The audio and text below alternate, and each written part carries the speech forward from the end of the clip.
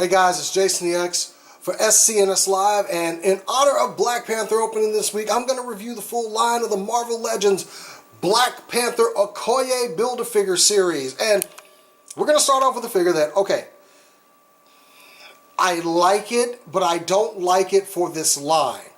It's yet another Iron Man figure, but I understand we need Iron Man figures because the armor is ever-changing, and yeah, it's a good figure. But I think I would have wanted someone else in this line, although I have to give it credit because I don't need it for a Build-A-Figure. Did y'all catch all of that? Do you understand how mixed I am on this figure? So, we're going to get to it. Anyway, let's get Tony out of the way. Take a look at the package you come in. Oh, you notice no squeak? I found something I like put it in there. So you got the embossed Iron Man logo here, Legend Series. On the back you can see the Iron Man face, Invincible Iron Man. That is the comic that this debuted in. On the side, you got some nice artwork there. I like this armor. I like that full faceplate, but this is a nice change. I think I think he's reverted back to something else in the comics already. But anyway, technological upgrades and weapons help Iron Man bring order to any battle. Yeah, pretty basic. And he does have some cool stuff with this figure. As you can see, here's some other ones in the line that you can get. Why do I have the camera up so high? We'll come up down here. So you can see Akoye there, Black Panther, Eric Killmonger, and do they really have Marvel's Nakia? Huh. And Marvel's Black Bolt, Submariner, and of course Iron Man. No number because you don't need him to build the Akoye figure. But here we go. Here's Tony in his latest armor. Now, that face piece I was not on board with when they first showed this thing in the comics. And I think I've just gradually grown into it. I know this has been kind of a natural progression of the Iron Man armor, and it's slimmer, which technology gets slimmer as it goes. It almost seems a little too slim, but hey, got some nice paint apps there, not globbed on the back. Not a lot of paint, but you get more detail. You can see there's some gold on the inside of there. There's the metal butt. Nice red plastic used on this. You got some gold. And these tabby boot style boots here. Tabby style boots. Yes, that's what I meant to say, tabby style boots. Other than that, I mean, not a lot of paint apps. But what they have is very well worked with, I guess you could say. Of course, you got interchangeable hands on the fist. It's an okay figure. It's just, I think we could have had someone else from the Black Panther movie in this role. So in this figure, just somebody else. I really wanted a Suri figure. You know, just maybe Claw. Claw would have been a good choice, but hey. He does have some accessories. He comes with this arm-mounted blaster,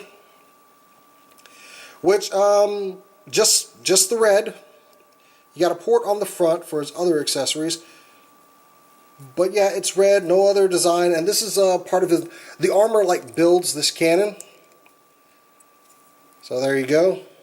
You can see it just attaches to his arm like that. And the other accessories he comes with are these blast accessories, which we've seen in orange before. Same thing, nothing too different here. Got some this kind of white frosting on the blast effect, and they will bend in case they warp. I want to put them through a dryer or something. You can attach those on the port right there and get some blasting action. It's not too bad. What you can also do is you can pop these hands off. Maybe I'll put my elbows on the table when I do that. And it comes with these extra hands, these open and blasting hands, which are not cheater pieces. They do have the new armor on there. Looks like it's kind of a glued-on piece, but I love the digits have gold on the outside of them. So that does make, and the gold is pretty well applied. It's not globbed on. It doesn't overspray or anything. You can also use these for his flying poses. And they have ports in the hands, and you can take the blast effects, throw them in there, or pop them in there. And there you have them with some blasting action. And you can still put the cannon on here. It doesn't make much sense with it on there, though.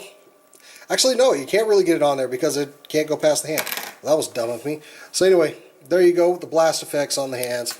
You can pop those off. Now there's no articulation on the hands. They will go around, but there's no hinge on there. So I'm going to pop those back off. Like I said, you can get that for flying poses as well, depending on what Iron Man you're following. Articulation at the boots. You've got some very great ankle joints. Look at that. I mean, that's way further than you should be allowed to go.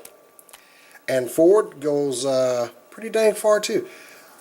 The peg is in the foot, so you can get some rotation action going there. Double jointed knees go about that far. You got a twist at the thigh. The universal joint in the center. Ooh, you heard some plastic pop free on that one. We'll go about that far out and about that far forward and back. Waist articulation, got a nice kind of soft ratchet in there. I do like this with the torso piece. You can actually tilt it back and you got the kind of this segment here. But if you go forward, that's as far as it goes back, by the way. So, you know, you can get some flying action. But you go forward, it clicks in right on this other joint here. So, well, it locks right where this piece of segmented armor is, and that's as far as it can go forward. So, that's pretty cool. And the head, you've got a peg in the head, well, a ball joint in the head. Oh, I'm sorry. He does have another accessory. You can pop that off the ball joint, which, I don't know why I forgot that.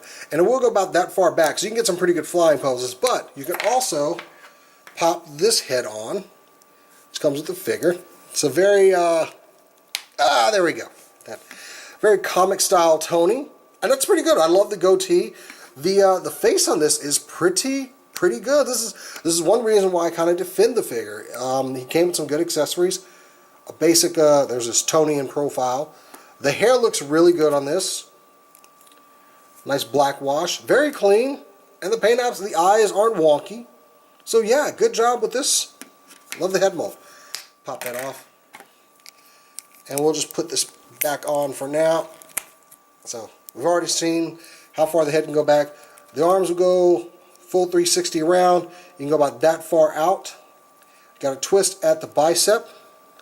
Double jointed elbows. Pretty good double joint there too. The wrists will go back and forth on that hinge, rotate at the peg. So yeah. I mean, I kind of like, I'm always like, oh, it's another Iron Man figure, but at least, you know, I like the armor, but you can always just guarantee there's going to be several Iron Man figures in the way for the year. Now, as a comparison, here we have him with the latest movie Iron Man, which stands a little bit taller. Which is why I find this figure just to be a little bit small in stature. I know it's newer tech, but I feel like it should have been a bit bigger. But otherwise, it is a good figure, just a little bit bigger. It makes it seem like, you know, that Kid Tony storyline that we'll never mention that again, hopefully.